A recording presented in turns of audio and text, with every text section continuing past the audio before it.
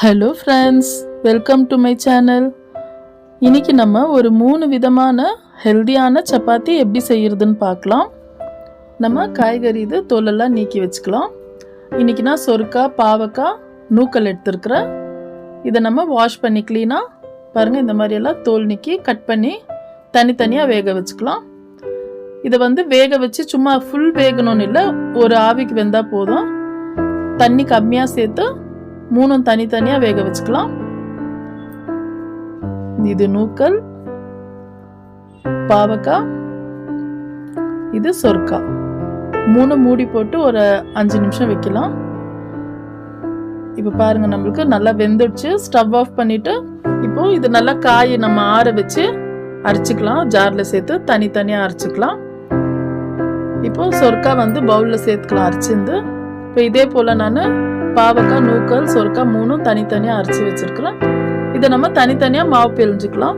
இப்போ பாவக்காயில் உப்பு, மஞ்சள் தூள், மிளகாத்தூள், ஆம்ச்சூர் பவுடர், தனியாத்தூள் சேர்த்துட்டு நம்ம எவ்வளோ தேவையோ அவ்வளோ மாவு சேர்த்துக்கலாம். கோதுமை மாவு சேர்த்து இதை நல்லா பிழிஞ்சிக்கலாம். சப்பாத்தி பதத்துக்கு தண்ணி தேவைப்பட்டா சேர்த்துக்கலாம், இல்லைன்னா நம்ம அதுலேயே பிழிஞ்சு கொஞ்சம் 1 ஸ்பூன் எண்ணெய் சேர்த்து பிழிஞ்சு வச்சுக்கலாம். இப்போ பாவக்காய் மாவு சப்பாத்தி சுட ரெடி ஆயிடுச்சு. இப்போ சொரக்காய்க்கு நம்ம சப்பாத்தி மாவு பிழிஞ்சிக்கலாம். இப்போ உப்பு தேவையான அளவு ஒரு 1/2 டீஸ்பூன் ஓமம் சேர்த்துருக்குறேன். இப்போ மாவு சேர்த்து இதையும் நம்ம தண்ணி தேவைப்பட்டா சேர்த்துக்கலாம், இல்லைன்னா இருக்கிறதுலேயே நம்ம பிழிஞ்சுக்கலாம்.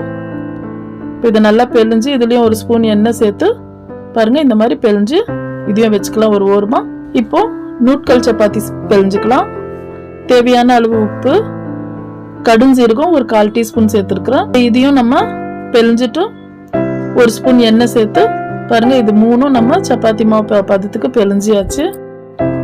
நூக்கல், சொரக்காய், பாவக்காய் 3 சப்பாத்தி மாவும் ரெடி ஆயிடுச்சு. கொஞ்சம் கூட நம்மளுக்கு வித்தியாசமே தெரியாது. இதை நம்ம காய் சேர்த்துருக்குறோன்னுட்டு இப்போ சாப்பிட்றதுக்கும் அவ்வளோ நல்லா டேஸ்டாக இருக்கும். நம்மளுக்கு நெய், எண்ணெய் எது வேணுமோ அதை நம்ம சேர்த்துக்கலாம்.